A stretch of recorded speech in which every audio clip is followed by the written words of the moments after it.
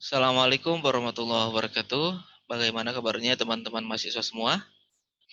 Mudah-mudahan semuanya dalam keadaan sehat walafiat ya. Baik, di sini Bapak akan membahas tentang kisi-kisi ujian akhir semester dari mata kuliah semiotika.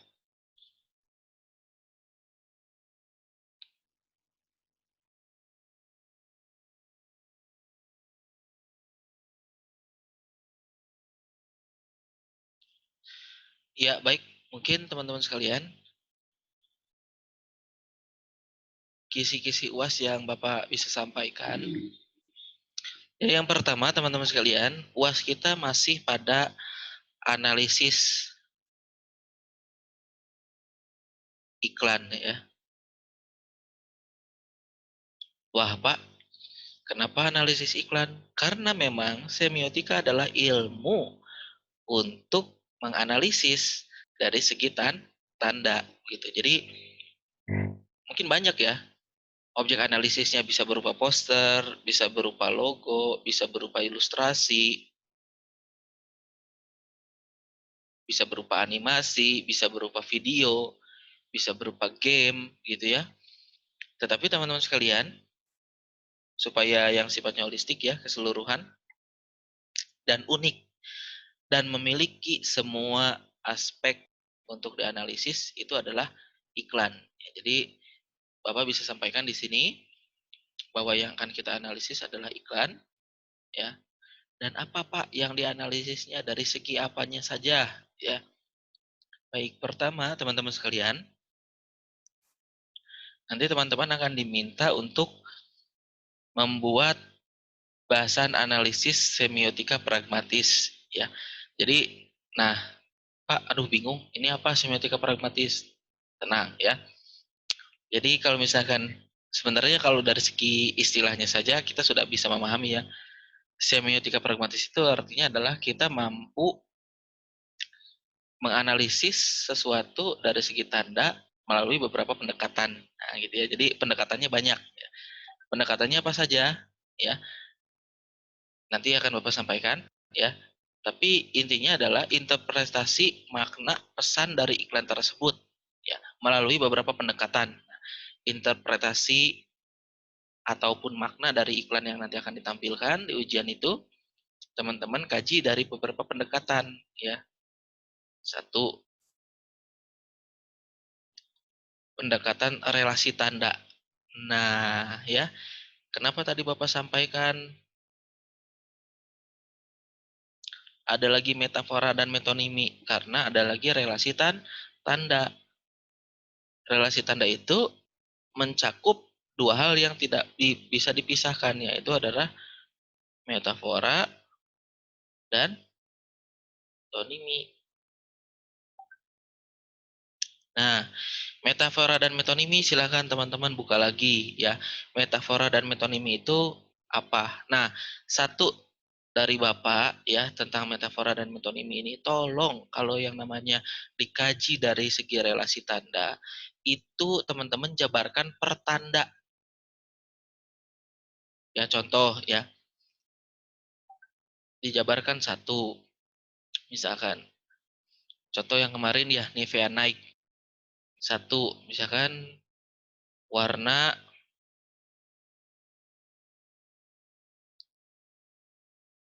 biru navy sebagai background ya. Itu ya, kemudian dua, tandanya apa lagi? Tutup produk Nivea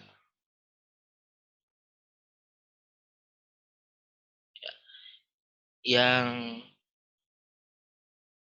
terbuka setengah, seperti itu ya. Kemudian apa lagi? Tulisan naik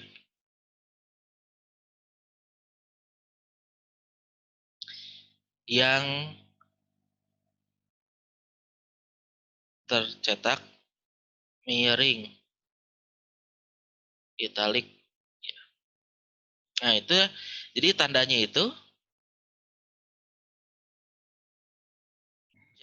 itu dijabarkan satu-satu ya.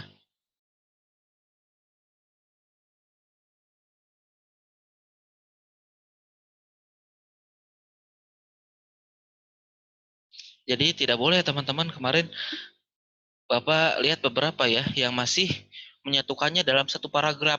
Misalkan jadi relasi tanda, metafora, metonimi. Itu disatukan dalam satu paragraf. Itu tidak benar seperti itu. Yang namanya metafora dan metonimi itu relasi tanda. Artinya apa? Artinya dikaji per tanda.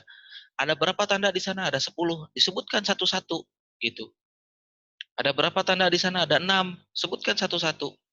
Nah, misalkan warna biru navy sebagai background. Nah, itu apa maknanya? Ya, seperti itu. Atau niminya apa gitu kan?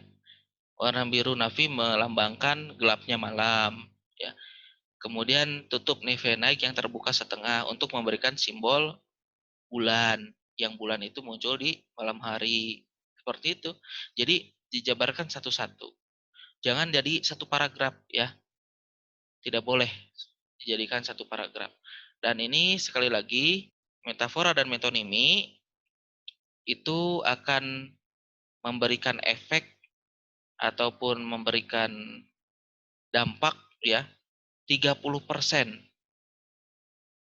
dari keseluruhan ujian akhir semester teman-teman yang nanti teman-teman akan membedah dan analisis sebuah iklan ya. Itu satu ya, relasi tanda.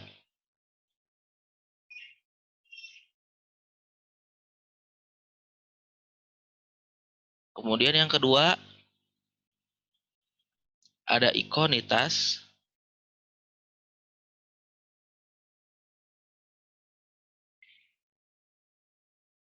indeksikalitas,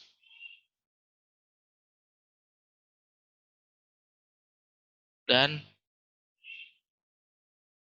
simbolisme ya, dan simbolisme. Nah, ini apa Pak? Ikonitas, indeksitas sebenarnya kalau misalkan teman-teman membuka kembali ya, yang sempat kita bahas di sebelum-sebelumnya itu ada. Tapi Bapak kembali lagi ya, akan membahas di sini. Jadi nanti kan ada iklan yang teman-teman akan analisis. Itu teman-teman sebutkan yang menjadi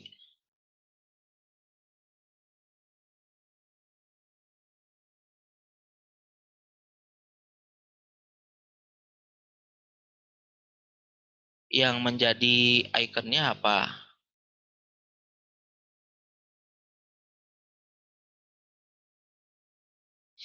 Jadi sebutkan sekali lagi ya. Ini tolong diperhatikan. Sekali lagi, apabila ada pemaparan ikonitas ya, icon ya, kemudian indeksikalitas, kemudian ada simbolisme,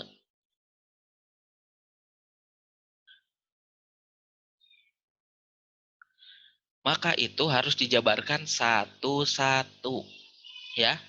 Kemudian di akhirnya teman-teman bisa memberikan kesimpulan ya. Jadi dijabarkan ikonitas itu apa pada iklan yang ada di sana ya, pada iklan yang ada yang teman-teman kaji, yang teman-teman analisis. Kemudian indeksitalitasnya apa ya.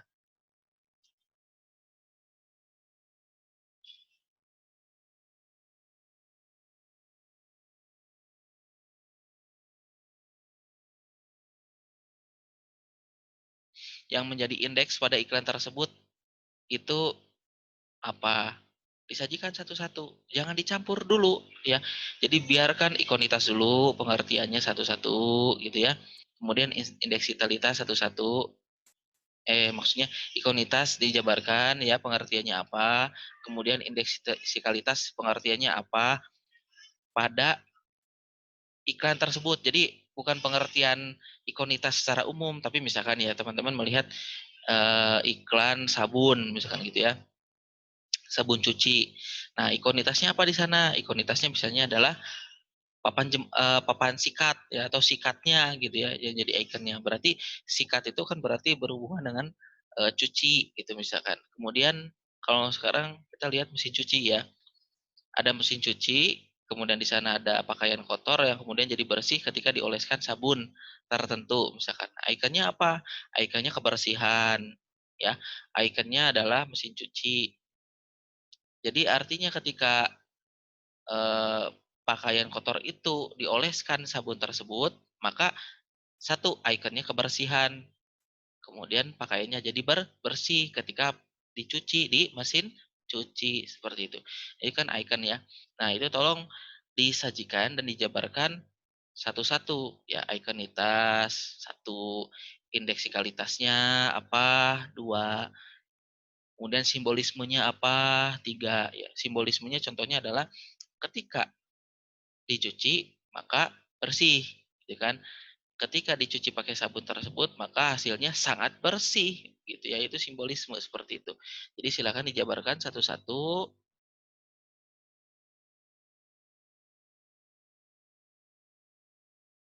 Ketika semuanya sudah dijabarkan, berikan kesimpulan di akhir.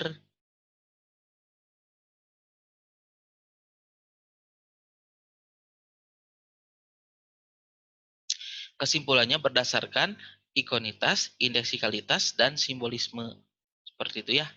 Nah, ini juga sama mencakup 30% ya dari apa namanya? Dari soal ujian akhir semester nanti. Seperti itu.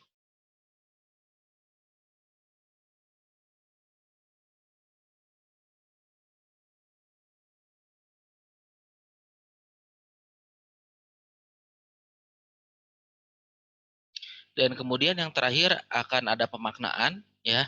Nah, tentunya teman-teman sekalian ketika diberikan tugas pemaknaan, maka teman-teman pastikan ya harus mampu memberikan pemaknaan dari segi kajian semiotika ya. Jadi tidak boleh memberikan pemaknaan dari segi emosi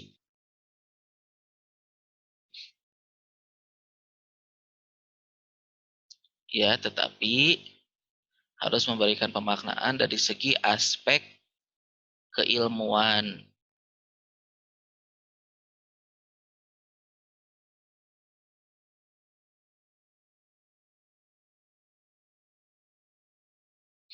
Keilmuan semiotika yang mengambil teori